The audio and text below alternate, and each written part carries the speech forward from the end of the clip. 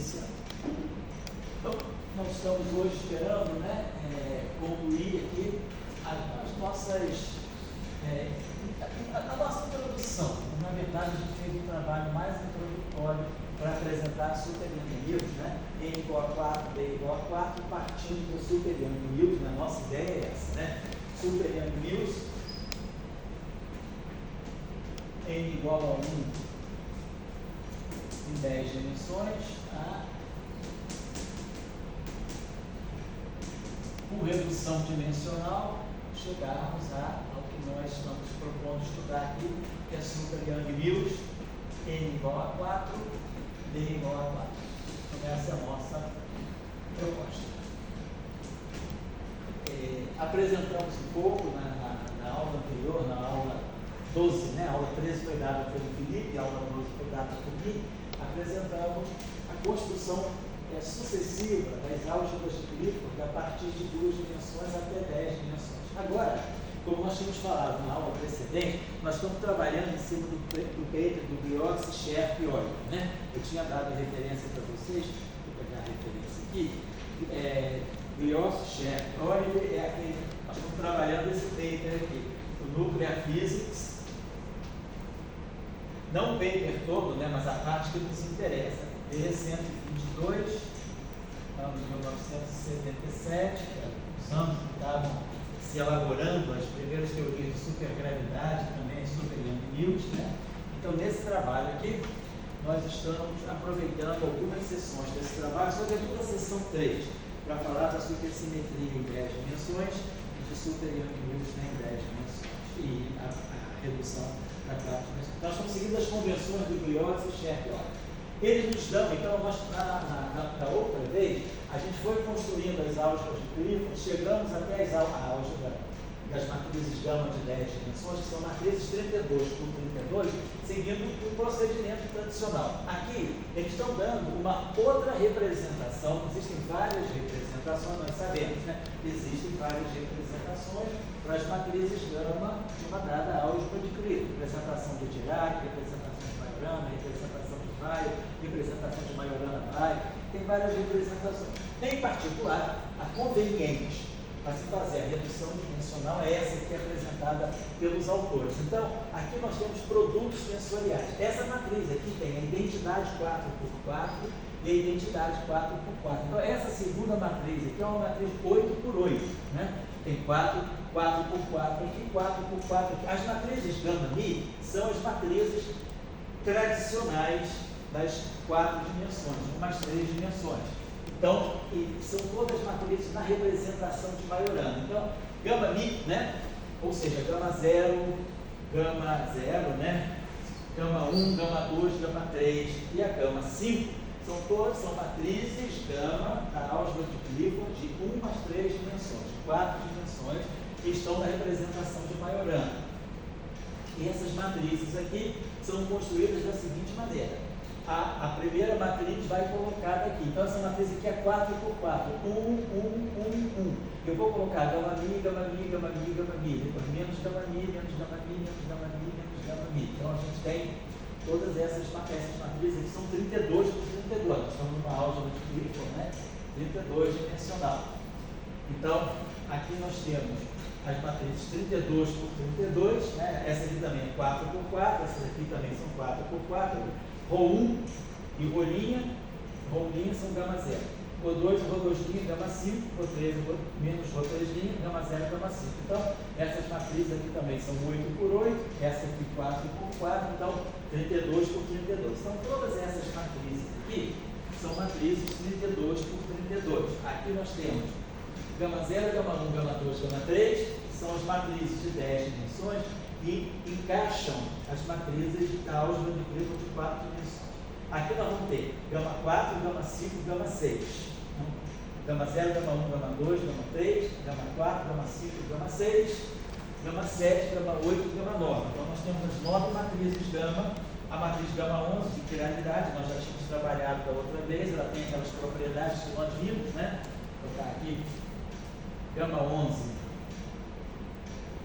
barrado, nós tínhamos visto menos gama 11, e a propriedade de transformação conjugação de carga, C gama 11 transposto C é menos 1, também é menos gama 11. Então, essas duas propriedades aqui, da matriz de integralidade em 10 dimensões, nos permitem definir espidores de Majorana-Weyl em 10 dimensões. Então, mesmo que nós tenhamos espidores de Majorana-Weyl, a gente vai estar trabalhando com a representação 32 por 32. Claro que eu posso ir para a representação de Weyl em 10 dimensões. Então, a representação de Weyl em 10 dimensões vai me dar espidores de Majorana-Weyl em 16 componentes, como acontece em 4 dimensões. Em 4 dimensões, os espinores têm 4 componentes, né? Psi1, 2, 3, 4, e as matrizes gama são 4 por 4. Mas quando eu vou para a representação de Weyl dessa álgebra de Clifford, as nossas matrizes continuam 4 por 4, mas elas são off-diagonal. Então, aqui entra aquelas matrizes sigma mi, sigma barrado mi, sigma mi, e os espinores, né? Os espinores ficam Weyl left, duas componentes. Então, eu tenho duas componentes left, uma, duas, e duas componentes right. Então, eu posso trabalhar com os espinores de Weyl que tem duas componentes. Mas lembrando que a álgebra, na verdade, fica espinor, 0, 0, 0, 0, espinor. Então, é a representação de Weyl em 4 dimensões. Aqui a gente pode falar da representação de Weyl em 10 dimensões. E como tem espinores de Majorana-Weyl, a gente tem a representação de Majorana-Weyl. Aqui não, aqui a gente está deixando tudo de forma 32. Como da mesma forma que em 4 dimensões, nós podemos trabalhar com o espinor de Weyl, o espinor left, que seja 4 componentes. A gente pode ter isso aqui, né? C3, C4. Esse espinor aqui pode, apesar de ter 4 componentes, pode ser um espinor de Weyl, desde que ele satisfaça essa relação aqui. Gama 5 psi igual a psi, se for left, e gama 5 psi igual a menos psi, se for right. Então, só lembrando, para fazer a analogia, porque a gente vai para 10 dimensões, fica meio perdido. Por exemplo, a matriz gama 5, na representação de Dirac, né? A matriz gama 5, na representação de Dirac, ela é 0, 1, 1, 0. Então, se eu pegar um espinor de Weyl, gama 5 psi igual a psi, nós vamos ter, vamos colocar assim, o espinor de Weyl pode não, vai ter duas componentes, vai ter assim, a psi superior, 1, 2, e a psi inferior, 3, 4, né? As 4 componentes. Então, nós vamos mostrar aqui, gama 5 psi vai ficar aqui igual a psi e psi igual aqui.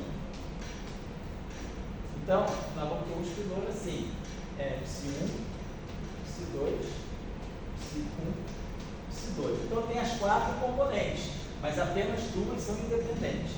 A mesma coisa se eu fizer o left. Agora, se eu vou para a representação de Majorana, representação de Weyl, das matrizes gama, a matriz gama 5, ela fica identidade 2 por 2, 0, 0, menos a identidade 2 por 2.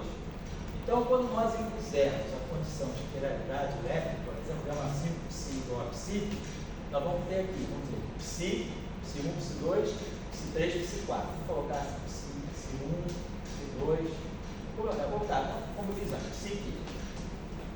Então, psi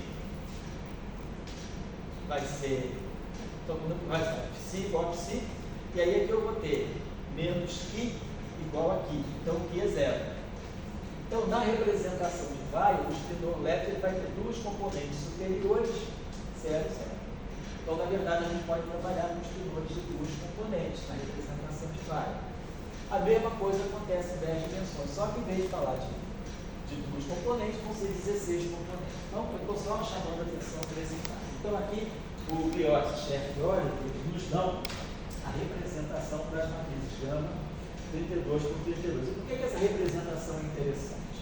Porque nós temos um espinor em 10 dimensões, o espinor de Majorana, né? Ou de Majorana-Weyl, ele vai ter 32 componentes. Então, ele vai ter de psi1, psi2, psi3, psi4. E vai até 32. Então, a gente pode imaginar o seguinte: eu teria 4 espinores aqui. Um espinor, vamos dizer assim, vou rotular esses espinores por um índice I. Psi1, Então eu vou ter, vai ter, vou colocar assim, esses espinolhos vão ser rotulados dessa forma, psi, vamos colocar assim, psi1, psi2, psi3, psi4. Onde? Então esses psi estão rotulados por esse índice I maiúsculo. I maiúsculo que vai desde 1 até 4. Então, cada espinor que está aqui é um espinor de 4 dimensões. Tem 4 componentes, 4 componentes, 4 componentes, 4 componentes. Né? Então, estaria trabalhando aqui. Esse espinor aqui, então, seria o espinor de Majorana Vai. Tem 4 componentes independentes. Claro que o espinor ele vai ser, se eu puser essa condição, gama 11, psi, igual a psi, né? Nossa matriz gama 11 está ali, a gente vai relacionar. Das 32 componentes, nós vamos relacionar 16 que vão ficar independentes. Então, essas 16 aqui. Então, nós estamos usando essa ideia de que o espinor de Majorana Vai, em 10 dimensões, ele tem 16 componentes. Então, Majorana Vai em 10 dimensões, né? 10D, é equivalente a 4 Majoranas e 4D.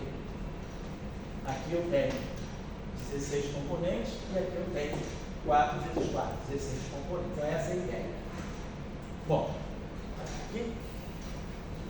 Então, agora a ideia é, então, quando nós colocamos essas 4 matrizes gama aqui, então, as 4 primeiras matrizes gama de 10 dimensões, gama 0, gama 1, gama 2, gama 3, elas vão ter essa forma assim, gama Mi, vai ser então gama, a matriz vai ser assim, gama Mi, gama Mi, gama Mi, gama Mi. O primeiro produto tensorial é essa matriz aqui, colocada em cima da matriz de identidade, em cima de cada elemento da identidade. Então, e aqui vai ficar menos gama Mi, menos gama Mi, menos gama Mi, menos gama Mi. Então, nós temos aqui 8 matrizes 4 por 4. Essa aqui dá uma matriz 32 por 32. Então, isso está me dizendo o seguinte, que os espinores que eu vou estar colocando, quando eu fizer rotações dos planos T, X, Y, Z, do espaço de Minkowski 4-dimensional, esses espinores, né, cada um deles vai estar rodando separadamente um do outro. Então, eu consigo splitar, vamos dizer assim, né, os 8 espinores que estão dentro desse espinor 32-dimensional. Claro, se for Majorana Vai, desses 8 espinores, apenas 4 são independentes. Então, essa é a ideia. Por isso que essa representação é conveniente. E daí, eles buscam as outras matrizes de tal maneira. O que é importante depois disso tudo aqui? Que as matrizes que estão nesse quadro satisfaçam essa relação aqui. Gama Mi em 10 dimensões, igual a 2 vezes eta Mi vezes a matriz de identidade 32-dimensional. Então, essa é a álgebra de Clifford de 10 dimensões e esses espinores ali obedecem. Bom, e aí, agora, então vou deixar essas matrizes aqui, que a gente vai precisar delas mais tarde. E agora, o que se faz? Como a gente já adiantou da outra vez, a Super Young Mills em 10 dimensões, então, a nossa ação, né, vamos colocar assim, a nossa ação, Super Young Mills em 10D, ela vai ter essa forma, assim, então, ação de 10x, né? E aí a gente vai ter o traço de menos 1/4 de F min I, vou dar direto F min A, F min A.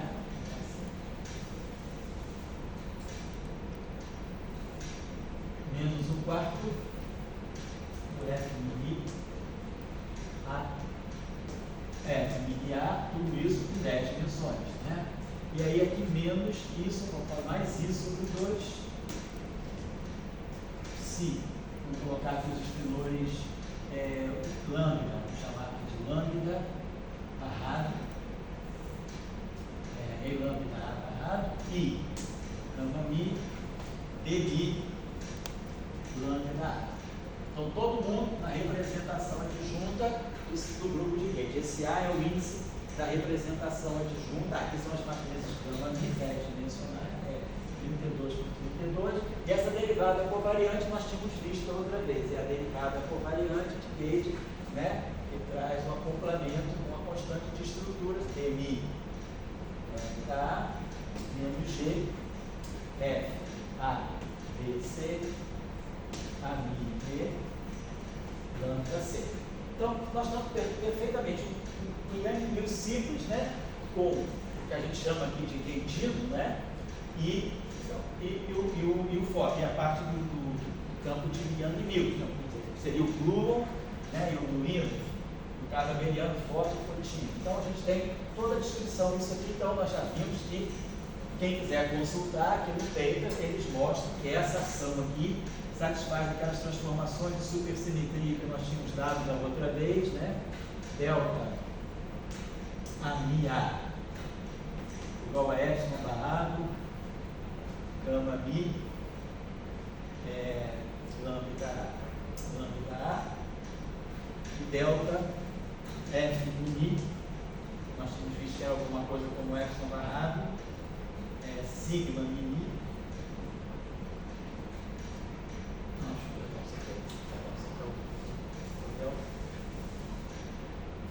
delta lambda ela é barrado, gama mi, AMI-A, e o delta F mi, então a gente tinha F mi-A, né? Então a gente tinha dado as transformações de supersimetria que estão aqui no paper deles, né? Deixa eu ver se eu coloquei corretamente. Exatamente. Eu tinha colocado isso também. Aqui eles colocam, só para acertar a realidade, aqui tem menos I, epsilon, gama mi maiúsculo, eu botei gama mi minúsculo, isso, G, sigma mi, reta, certo. Tá aqui, é menos I, né? Menos I.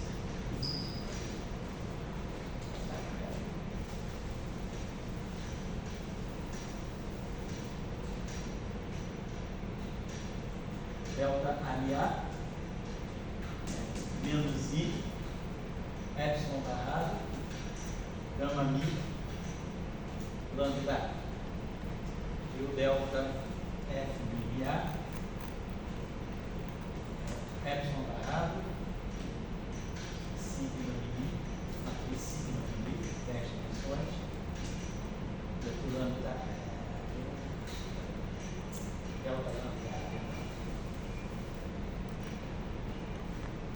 delta lambda, já fiz o próximo aqui, o fêmea, epsilon barrado, sigma mi,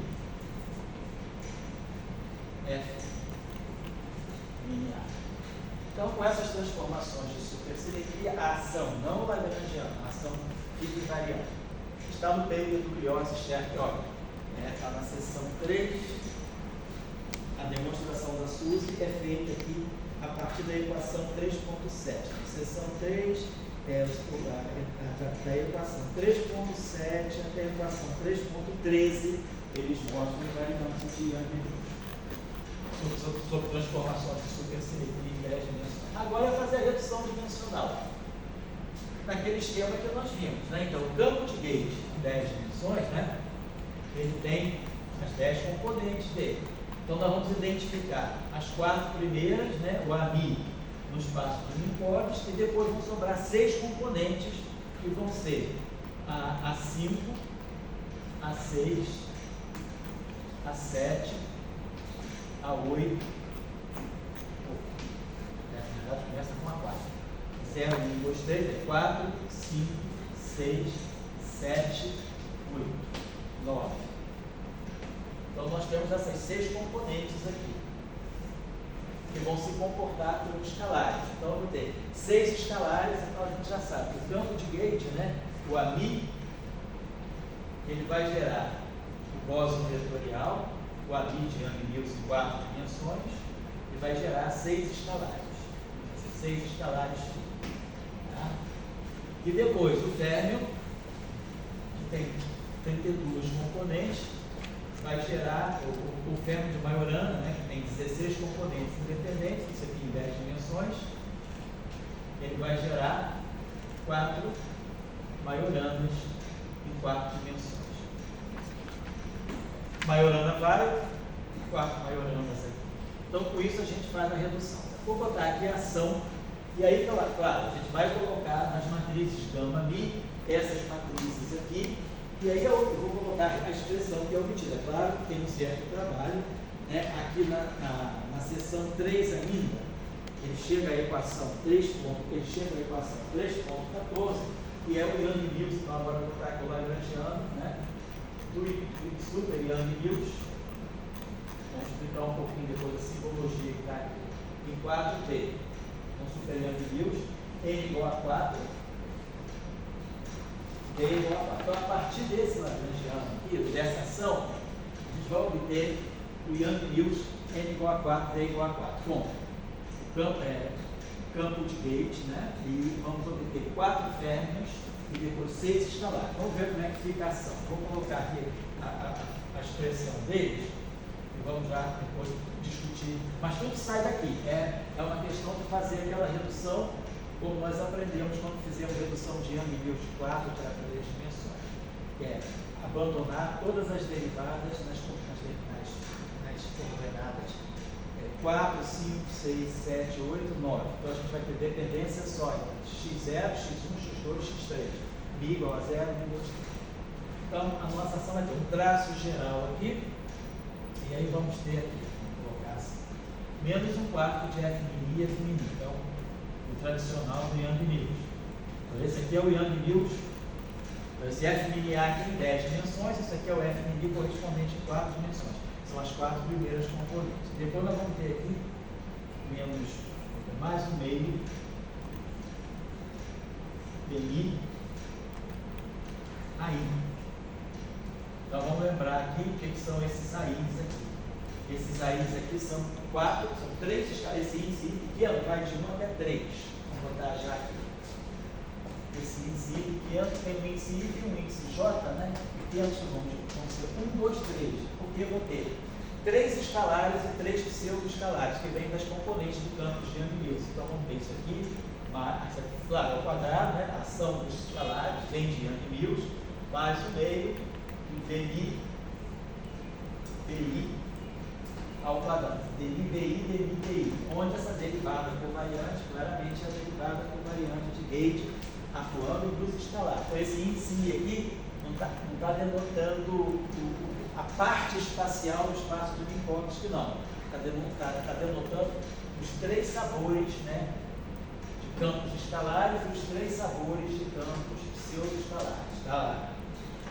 Depois a gente vai ter os termos que vão ser os acoplamentos, autoacoplamentos dos escalares. Então vamos ter um quarto de G2, e aí vamos ter aqui o comutador de AI com a J ao quadrado, quer dizer, aí a J, aí a J. Depois vamos ter aqui, mais um quarto de G2, mesma coisa, comutador de BI, BJ ao quadrado. Depois vamos ter aqui um meio de G2, aí BJ. Então aqui são, esses objetos aqui, só para lembrar, são interações quárticas dos escalares e dos pseudo-escalares. Cada comutador desse é como se fosse assim. Todos esses campos são de álgebra vária. Então os campos aí, A1, A2, A3, tem valores na álgebra de Lie, GA. E aqui vai ficar um AJ, B, GB. Quando eu fizer esse comutador, GA com GB vai ficar I, F, A, B, C, GC, vou botar assim, A e A, AJ, B, e aí I, F, A, B, C, GC.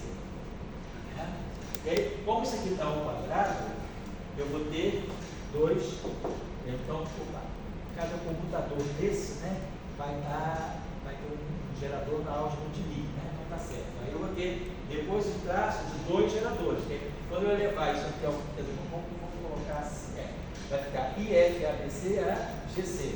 Depois, quando eu pegar o segundo computador, vai aparecer, sei lá, um AMI, né, um A, I, C, A, J, D, I, F, D, C, D, E, G, E. E aí vamos ter que tirar o traço dos dois geradores, o traço de G, C e G, O, G, E, que a gente sabe as relações que tem dos traços, né, para S e N.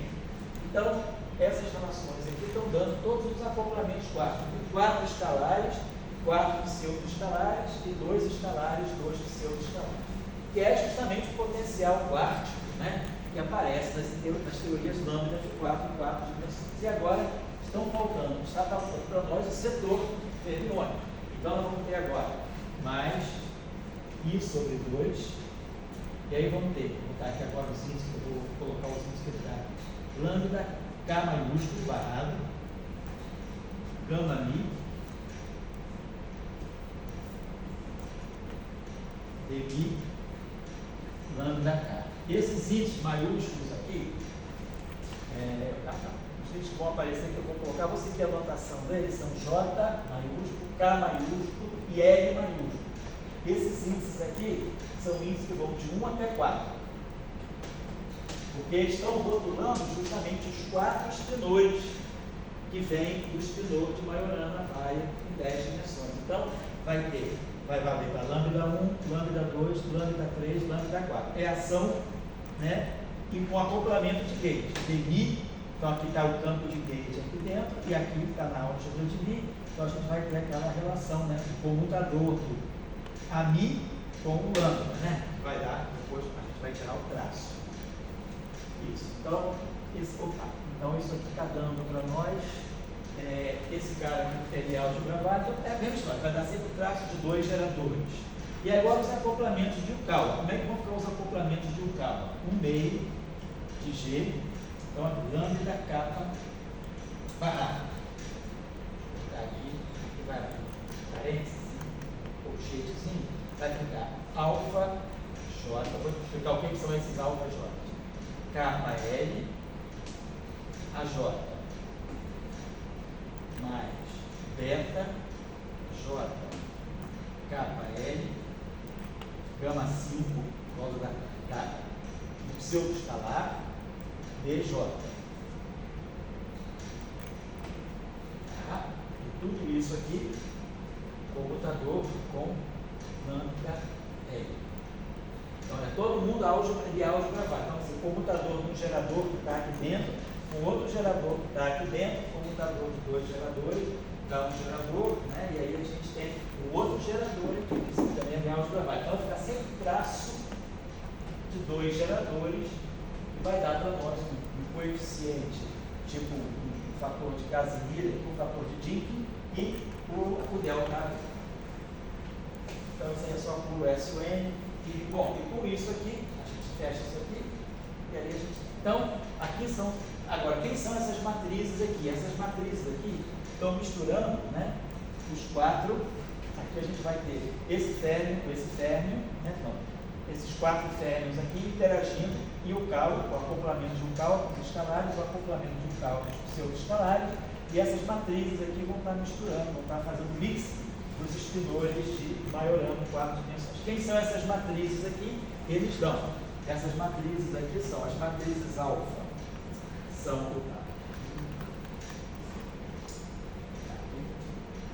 vou botar aqui no cantinho. Então, esse índice I, esses índices J, K, L maiúsculo, dão os 4 sabores de férmions. E os índices 1, 2, 3 aqui estão dando os 3 sabores de escalares e pseudo-escalares. Tá? Perfeito. Então, só para desconectar, no início faz confusão. Esse índice aqui não tem nada a ver com o índice espacial que está dentro do Mi. Né? Porque geralmente a gente usa muito essa notação. Mi 0, 1, 2, 3. Aí a gente usa esses índices espaciais do espaço de polos com o índice latino I. Né? É normal essa notação. Aqui não. Esse I aqui está designando os sabores dos escalares. Né? Eu poderia, por exemplo, talvez, só para não evitar essa confusão, colocar outro índice aqui, sei lá, colocar índice, talvez, índice A maiúsculo, ou botar índice alfa, e aqui índice alfa, para evitar a confusão. Aqui alfa, beta, alfa, beta, alfa, beta, que aqui também é chamado de alfa.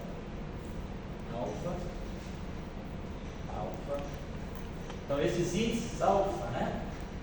Alfa e beta, 1, 2, 3, eles estão designando os índices de escalar flavor, de escalar e pseudo-escalar. Então, eu tenho um campo de gauge, 4 férmions de Majorana e 3 escalares A, 3 pseudo-escalares B. Então, é a ascensão super e amplitude de gás em 4 dimensões. É o convencional. E nesse trabalho que eu tinha também dado para o curso, que foi o trabalho que o professor Salan apresentou lá no memorial de um ano, né, depois da missa de um ano, né, da celebração de um ano pela morte do professor Girard, lá em Trieste, nessa época, né, a gente já era o grupo lá, já tinha feito alguns trabalhos sobre criando Mills em NO4, né? Então já era uma coisa bastante desenvolvida lá no grupo. E o professor Strassidi, muito hábil, né, na questão das notações, sempre John Strassidi conseguia dar um sentido muito estético a toda essa equação muito grande, aí, muito cheia de índices. O Strassidi conseguiu colocar essa ação de super Mills de uma forma bem interessante, introduzindo aqui algo que é também notável, que é a questão da quebra da supersimetria e mantendo a finitude. Nós vamos dizer o seguinte: essa teoria, como uma teoria quântica de campos, n igual a 4, p igual a 4, foi mostrado que essa teoria quântica de campos aqui, ela não tem infinitos no ultravioleta. Todos os infinitos no ultravioleta naturalmente se cancelam, porque a gente tem supersimetria, 4 supersimetrias, e a gente tem uma simetria global também, que é uma simetria SO4. Esses férmions aqui são férmions de Majorana, então existe uma simetria SO4. Aqui eu não dei ainda quem são as matrizes alfa e beta, né? Mas está dado no trabalho deles, as matrizes alfa. Só para finalizar essa discussão, para fechar, quem não tiver acesso a tempo, as matrizes alfa são assim colocadas. Aquelas matrizes alfa com os 4 sabores, né? Alfa vai ser alfa 1, é a matriz menos Rho3, que nós já tínhamos dado, também é Rho3, zeta 1. Ou seja, vou botar assim, as matrizes, alfa I vai ser menos Rho3, zeta I, as matrizes zetas que eu tinha dado, e as matrizes beta vão ser matrizes OI. Então, aquelas matrizes que fazem o mix, né, dos férmions, essas matrizes aqui são as matrizes que eu já tinha definido nesse quadro que eu apaguei. Então, são essas 3 matrizes e mais essas 3 matrizes aqui. Sai da redução dimensional. Bom, e aí eu estava falando, essa teoria ali, né, ela é completamente finita, finita no ultravioleta. Ou seja, todos os gráficos de Feynman, então todas as correções quânticas se cancelam. As funções de 2 pontos, 3 pontos, não tem renormalização de função de onda, não tem renormalização de constante acoplamento, não tem renormalização de vértice, então não temos renormalizações. Isso aí foi mostrado em vários trabalhos, né? Na minha tese de doutorado, por exemplo, eu mostrei que há 2 loops, na época era conhecido o resultado a um loop. Eu mostrei a 2 loops que as divergências se cancelavam e depois a gente mostrou que o trabalho utilizando supercampos e as divergências realmente se cancelam a todas as ordens em teoria de perturbação. Houve vários trabalhos, não foi só o grupo de Trieste. O professor Grisaro, Marco Grisaro, a Daniela Zanon de Milano, mostraram também, teve trabalho do Mandelstam mostrando do gauge do cone de luz, então teve uma atividade bastante efervescente para garantir a finitude a todas as ordens da teoria de M N igual a 4, igual a 4. E o John Strassidi, o professor Strassidi, e aí no grupo, o que foi estudado foi: será que a finitude persiste se a supersimetria n igual a 4 for quebrada, por exemplo, para n igual a 1? Aqui, por exemplo, todas as massas são nulas. Então é uma teoria de realmente super Mills com supersimetria exata. Ninguém tem massa. Os bósons de Gauss sem massa, os escalares, os pseudo-escalares sem massa e os términos de Majorana sem massa. Então, massa zero. Absolutamente massa zero. Problema aí de emergência infravermelha. E aí a ideia lá do professor Solano foi introduzir termos de massa.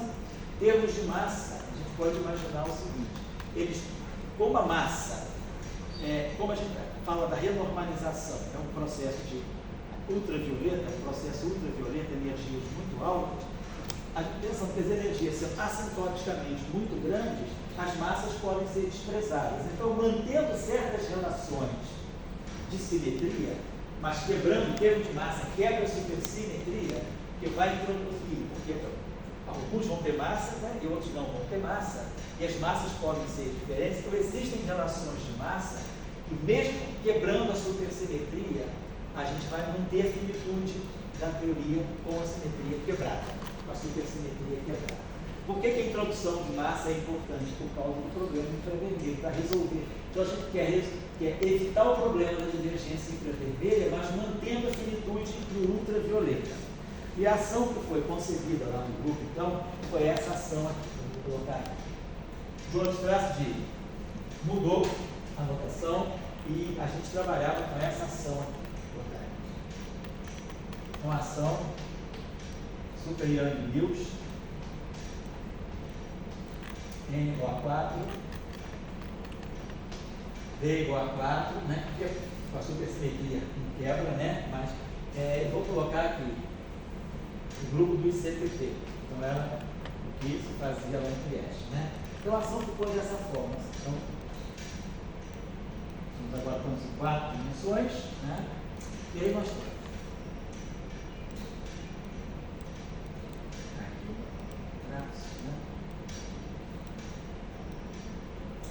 menos um quarto, então,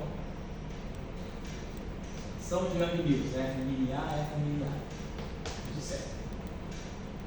Aí agora o setor dos gaussianos, né? Menos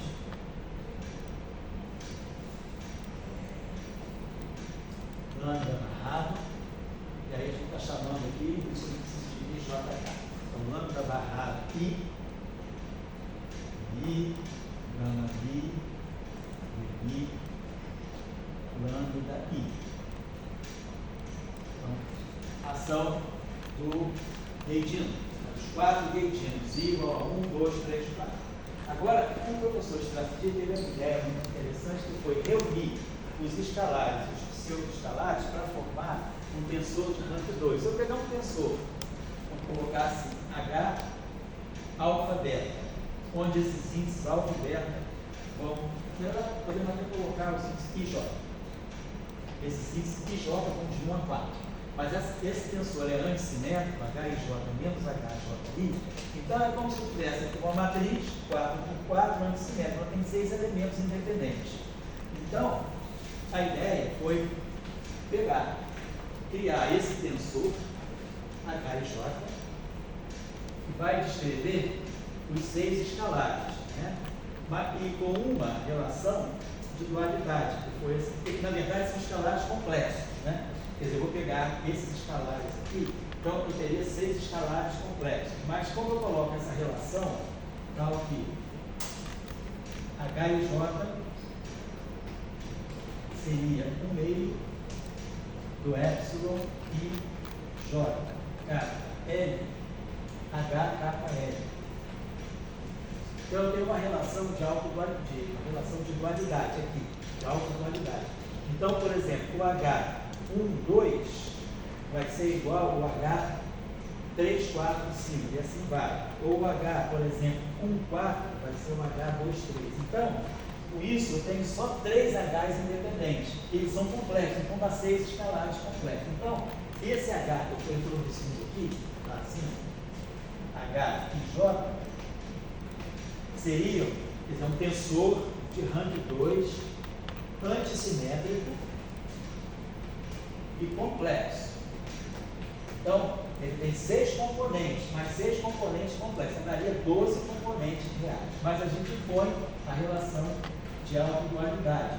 Pode fazer isso. Se tiver que dar um meio, quer dizer, é como se fosse HIJ igual o H dual, o HTIJ. Então, com essa relação de dualidade, eu reduzo de 12 componentes reais para 6 componentes reais, né? Ou de 6 componentes complexas para 3 componentes complexas. Tá? Então, dá os 6 escalares reais, portanto, os escalares, os pseudo-escalares A e B do Taylor, Furiosa e Cherpioli estão incluídos nesse H aqui. E aí a relação que a gente tem é mais um quarto, e aí aqui a derivada covariante, né, DI,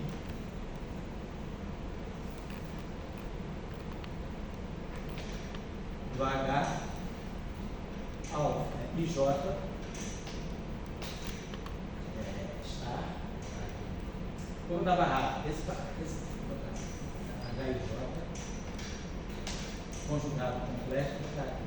Então, um conjugado complexo assim, DI, HIJ. Então, é a ação cinética dos campos escalares, né, com a derivada covariante de Gauge, é claro. Né? Então, aqui eu esqueci de botar os índices A, o índice de Young-Mills, o índice de Young-Mills também aqui, e aqui, claro, isso aqui tem o índice de Young-Mills A e o índice de Young-Mills A. Bom, e aí depois vão ter os termos, e esses termos são bons. Então, o que está contido aqui, vão ser depois, e vamos introduzir uma novidade. Qual é a novidade que vai aparecer agora aqui na frente? Termos de massa. Então, introduz o termo de massa, e esse termo de massa, ele não altera a finitude do ultravioleta e ele resolve alguns dos problemas infravermelhos. Então, a gente vai ter aqui menos um meio, aí vamos ter aqui somatório de I, que vai de 1 até 4, então os sabores, né? E aqui vamos ter coeficientes MI,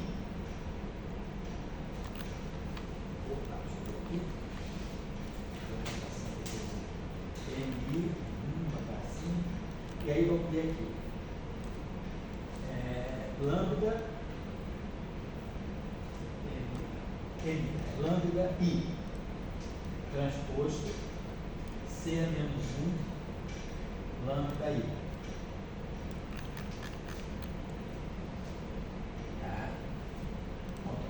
Acontecendo o menos em potencial dos escalares, que é o potencial que vai incluir, então, termos de massa dos escalares e vai introduzir também as alterações dos escalares. Então, esse termo aqui, então, com isso aqui, vamos fechar aqui, a gente já vai declarar aqui isso aqui. Então, nós temos o setor de Young-Mills, o setor de Gaudinos, o setor de escalares e aqui as massas fermiônicas. Nós estamos produzindo massas fermiônicas, essas matrizes de massa aí, esses MI aí, vão satisfazer certas relações que depois nós vamos dar. E depois, vamos discutir quem é o FH. Quer dizer, aqui, o nosso F de H são esses termos aqui. Isso aqui é o termo de potencial. O potencial dos escalares e pseudo-escalares, estão todos aqui. Agora, a novidade vai ser que percebeu-se que podemos introduzir massas também para os escalares, então vamos escrever aqui, e além então dessas interações quânticas, vão aparecer as massas e as interações quânticas, claro, e também vão aparecer, deixa eu colocar aqui, as interações públicas, né?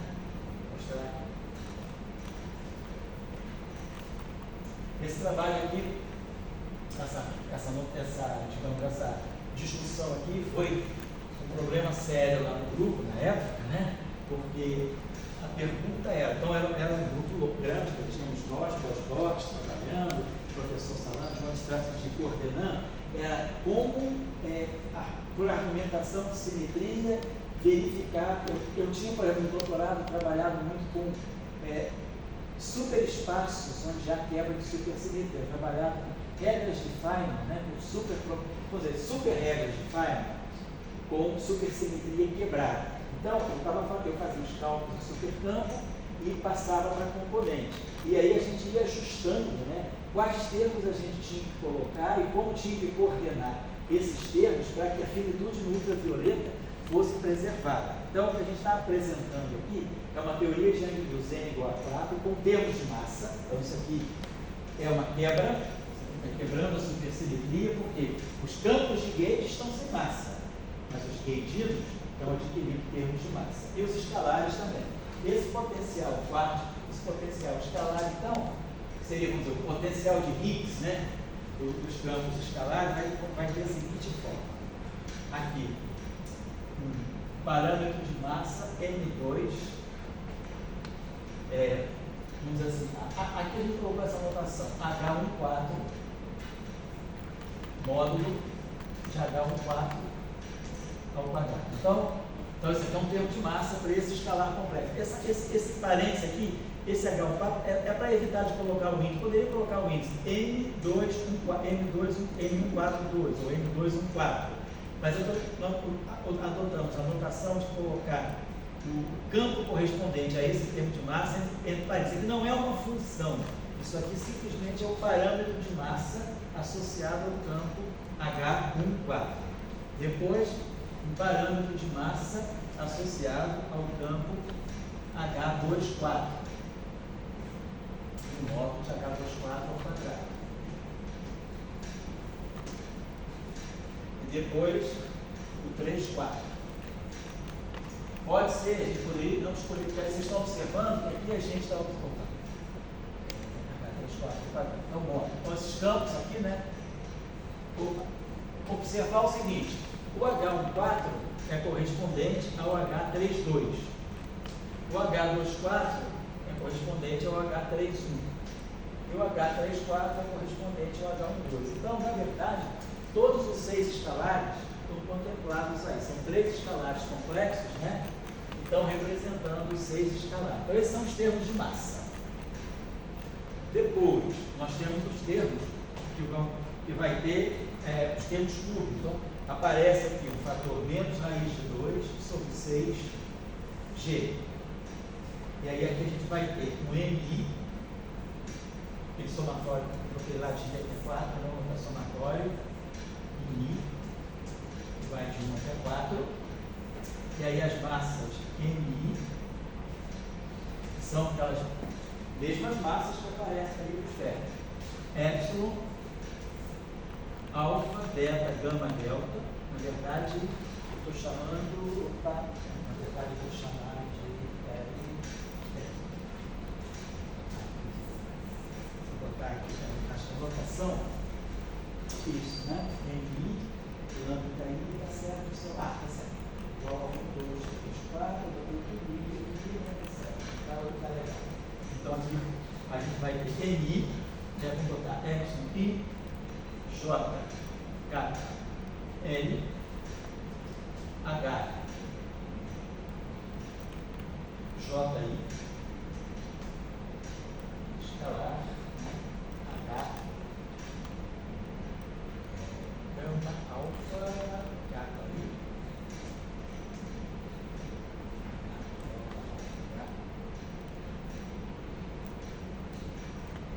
L, alfa,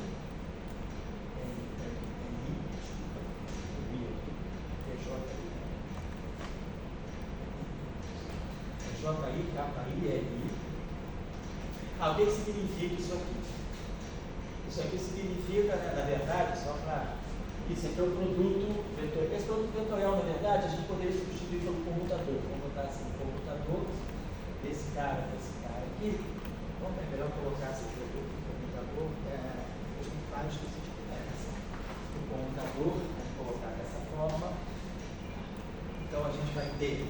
Dentro disso que vamos ter que tirar o traço, é claro, né?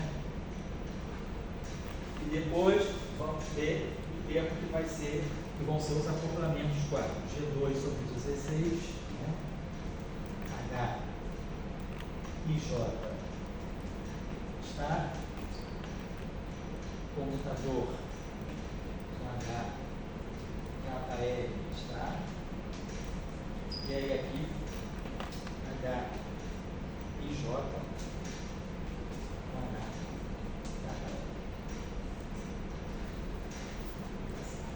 tudo isso aqui tem traço, tá? Mas eu não estou colocando, nós temos traço nisso tudo aqui.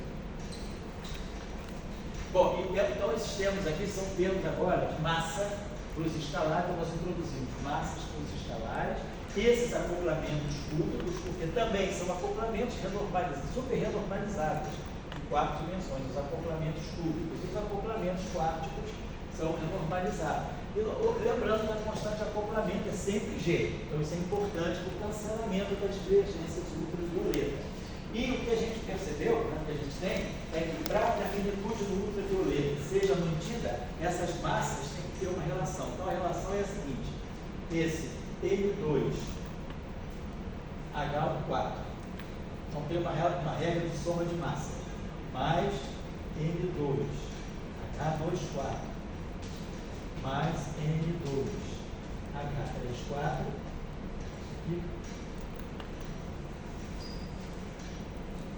igual a M2 para o férmio, M2 igual a 1, igual a 1, então para botar somatório, em I, que vai de 1 até 4. Tchau, está dando para ler aqui? Sim, tranquilo.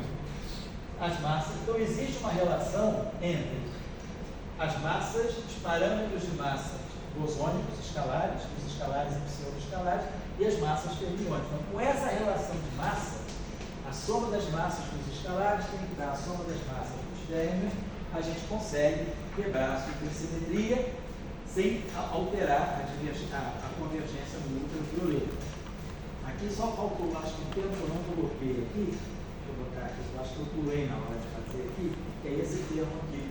Aqui tem um acoplamento digital, né? Que tem que colocar aqui menos, nós achamos G sobre raiz de 2, H e J, está? E aí aqui, psi, por lambda I transposto, C menos 1, lambda. Então aqui são os acoplamentos de Gauss. Esse lambda I transposto C menos 1, na verdade, é o lambda barrado, né? A gente sabe que o ferro de Majorana satisfaz a essa condição. É o lambda, C Majorana, lambda é igual a C, lambda barrado transposto. Se eu transpuser essa relação, você vai me dar lambda transposto, lambda barrado, C transposto, que é menos C. Então, lambda transposto C menos 1 é menos lambda barrado. Então, esse lambda transposto C menos 1 está aparecendo, então lambda barrado. Então, é acoplamento de tal, lambda barrado, lambda com os escalares. Tá? Então, essa ação, ela tem várias propriedades interessantes. Então, eu vou dar uma sublinhada. Então, quer dizer, pessoal, na próxima aula a gente vai falar da questão do Seiberg-Witten e a dualidade, né? É importante, essa teoria, conhecer a teoria N igual a 4 é importante. Mas não vamos falar, vamos retomar com a N igual a 4 exata, sem quebra de supersimetria. Aqui nós temos a quebra, né? Então a supersimetria é quebrada pelos termos de massa, tanto nos escalares. Então nós temos bóson de gate sem massa, férmions, os gatinos massivos e os escalares massivos.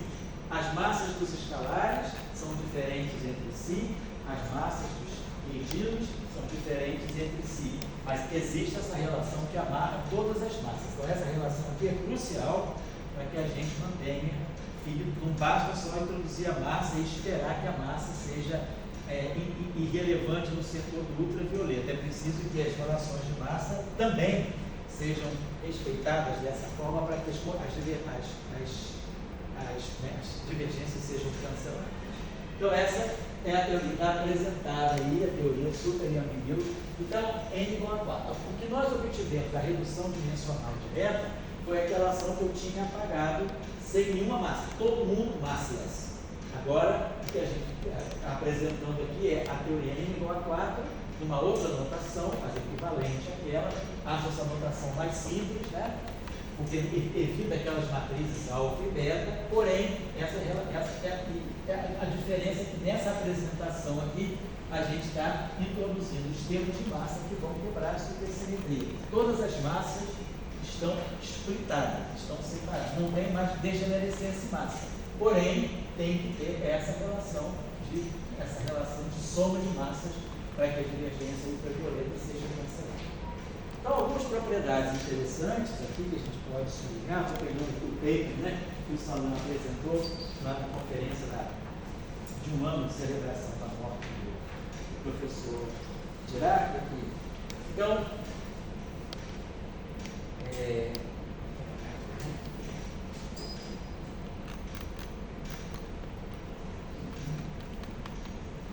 então, por exemplo, se mostrou foi que então, finitude, vamos botar assim, então, propriedade número 1, finitude do ultravioleta. Finitude ultravioleta.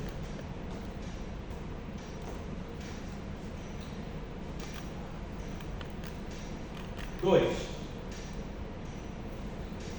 Isso foi mostrado, eu não tive envolvido nessa pesquisa aqui, mas foi mostrado que se o grupo de gate é SO2, quando o grupo de gate for S2, né?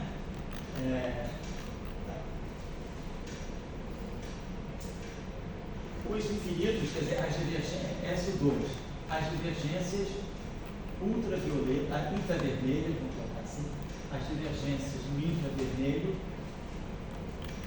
e verde infravermelho, as divergências no infravermelho desaparecem, né?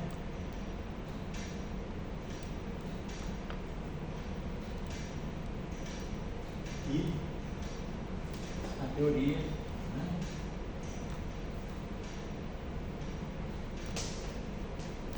é finita no ultravioleta e no infravermelho. Aqui só queria chamar a atenção porque o setor de gate, os bósons de gate continuam sem massa. E isso dá origem à divergência infravermelha. Mas no caso do grupo CSO2, isso não vai acontecer. Depois, uma terceira propriedade, uma outra propriedade interessante, é essa aqui.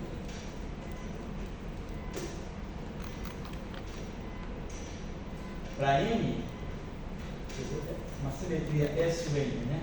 Quer dizer, se o grupo de gates é S1, N, para N maior do que 2, então SU3, SU4, grupos de gates do tipo SUN com N maior do que 2, né?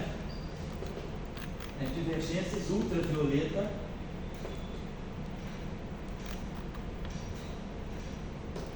divergência infravermelha,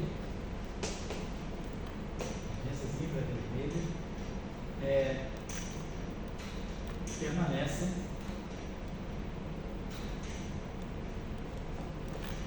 advindas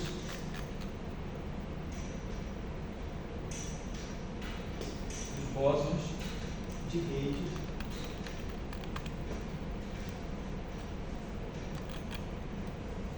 sem massa, né, claro,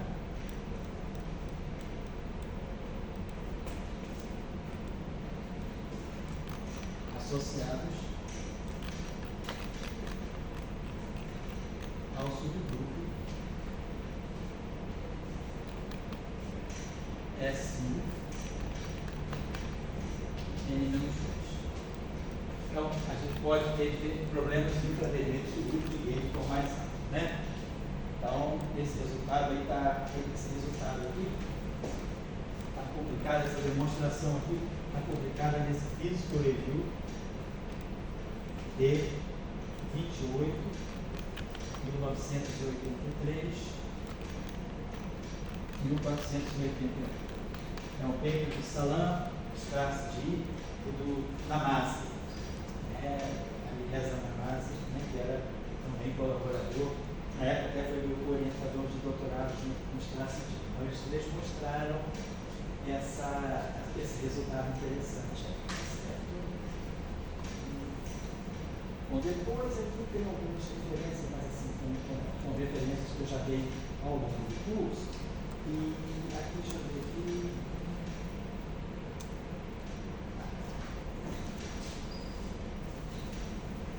Algumas referências importantes aqui para a finitude.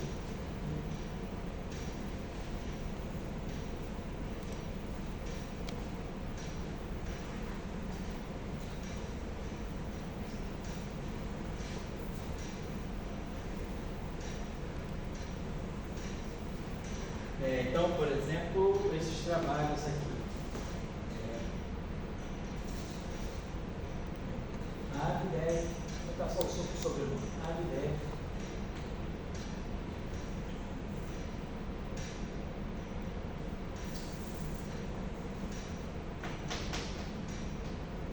AVDEF, Karazov, Vladimiro.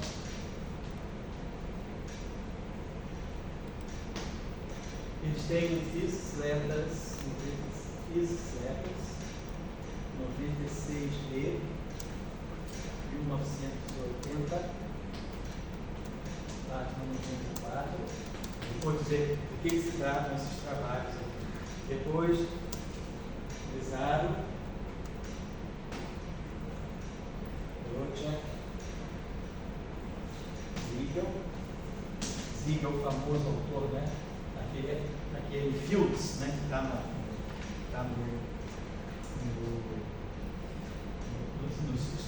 arquivos, né?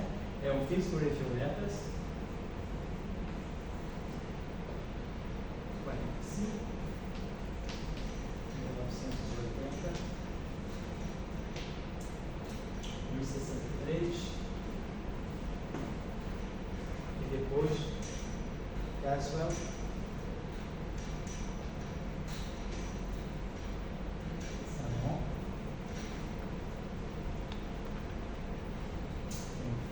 Letters, sem D, 1980, 152. Então, nesse trabalho aqui, eles mostram a invariância, quer dizer, mostram que até 3 loops, né, a função beta, a constante de acoplamento lambda, até 3 loops.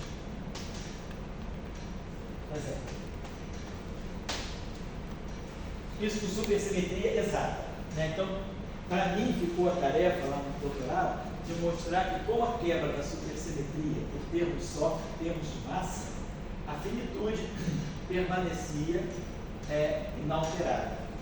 Mas assim, aqui, ó, então eu mostrei no meu trabalho que até 2 loops com cálculos explícitos a gente teria uma finitude também.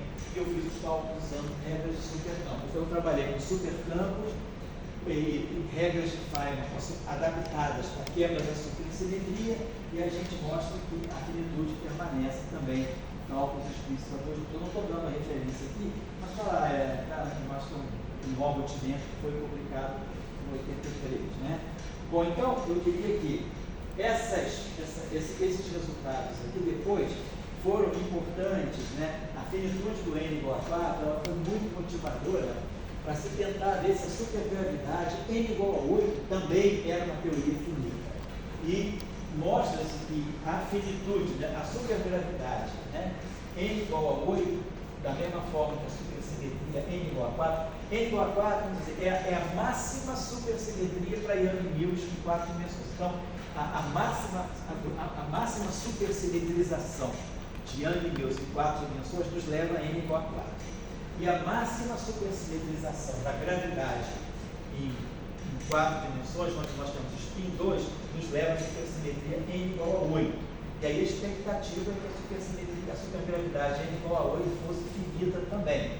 Acontece que só se mostrou finitude até N igual a até 3 loops. Então, a partir de 3 loops, aparecem divergências. Então, a supergravidade, que era esperada ser finita também, o programa ele termina a 3 loops, a 4 loops já não tem mais finitude. As referências elas também podem ser encontradas, eu não estou dando aqui. Esse paper aqui, ele trata basicamente de Young Mills. Mas deixa eu botar aqui, aqui no apêndice, fala o seguinte, que a máxima supergravidade, isso aqui, mas que para a supergravidade N igual a 8, por power counting N igual a 8. Por power counting se espera finitude até 7 loops, mas por cálculos explícitos foi mostrado finitude só até 3 loops. Então, de fato, a supergravidade N igual a 8 não é uma teoria que indica como se esperar. A finitude da gravitação quântica só veio com as teorias de cordas em 10 dimensões. As teorias de cordas em 10 dimensões dão uma teoria de gravitação quântica finita, uma teoria de gravitação quântica finita, mais do que normalização finita em 10 dimensões. Então, era basicamente isso que eu gostaria. Eu aqui pulei muitas etapas técnicas, né? E a nossa ideia aqui não é justamente reproduzir tudo, mas é dar uma cultura sobre o setor de Young Mills nas teorias supercimétricas. E a teoria supercimétrica mais celebrada de Young Mills claro, N igual a 1 é importante, porque é o que aparece no modelo padrão minimamente supercimétrico, né? MSSM, mas a teoria N igual a 4 se tornou importante porque deu o primeiro exemplo de uma teoria quântica finita em 4 dimensões, né? Então isso foi uma coisa importante e abriu o espaço para que houvesse uma supergravidade finita, uma expectativa, mas essa expectativa não se tornou realidade. E o que a gente espera no próximo encontro é falar um pouco da importância da supersimetria N igual a 4 nessa questão da dualidade, como Seibert e Witter, né, estudado em 1996, 1997, que deu origem, vamos dizer assim, a uma nova fase dos trabalhos de supersimetria, que é a supersimetria na visão das dualidades de Seibert e Witter. Então, a gente espera poder fazer isso no próximo encontro. Por enquanto era isso, né? Lembrar o que é a teoria igual a 4 e o que o estudante esteja principiando, né? Iniciando seus estudos, o principiante pode aprender aqui a técnica de redução dimensional que nós discutimos lá atrás, redução dimensional de 4 para 3 dimensões, de 3 para 2 dimensões, e aqui de 10 para 4 dimensões. Então, mostramos que a partir dessa redução tipo trivial, que é desprezar as dependências das coordenadas extras, ela nos leva a uma teoria onde vetores dão origem a escalares e férmions dão origem a mais férmions, dando uma teoria mais completa, e por isso a teoria N igual a 4 parece ser a teoria que, vamos dizer, completa Young Mills. Né? Os graus de liberdade que estão faltando em Young Mills para deixar de ser renormalizável e passar a ser finito, são os graus de liberdade fermiônicos, né, que é possível introduzir 4 férmions em alta interação com os campos de Gauge e escalares. Importante, né? Esse multiplete, né, do N igual a 4, em que aparece um bóson de Gauge, 4 férmions de spin meio e 6 escalares. Então esse aqui é o multiplete, né? É um multiplete de Gauge. É um multiplete de Gauge da SUSY, da supersimetria, N igual a 4. Então, aqui não tem campo de matéria. Apesar desses férmions estarem acoplados minimamente na interação de Gauge com o bóson vetorial, e esses escalares também estarem acoplados ao bóson de Gauge, estarem acoplados e o cal, na forma de Ucal aos férmions, estarem autoacoplados entre si, isso tudo aqui é um multiplete de Gauge. Então, isso não é um multiplete de matéria. O que a gente pode fazer agora é decompor isso aqui em termos de multiplete da supersimetria N igual a 1. Então, na supersimetria N igual a 1, nós vamos ter o primeiro multiplete de Gauge, é o férmion, e o bóson de Gauge e o férmion de spin, que é o gaugino. Depois, nós temos que completar aqui 3 multipletes de Veso Mino. 3 multipletes de Veso Mino da supersimetria N igual a 1. Porque cada multiplete de Veso Mino vai trazer 2 escalares, então 0, 0 e um férmion. Então, os 6 escalares, eles vêm dos 3 multipletes de Veso Mino. Um férmion de Gauge vem do Veso Mino, né? 3 férmions de Gauge vêm do Veso Mino e um vem do multiplete de Gauge. Então, o que a gente está fazendo aqui é pegar o multiplete de Gauge, multiplete de Gauge N igual a 4, e a gente vai decompor numa soma direta do multiplete de gauge N igual a 1, soma direta com 3 versus-mínimos. Tá, hein? Claro, versus-mínimos também de N igual a 1.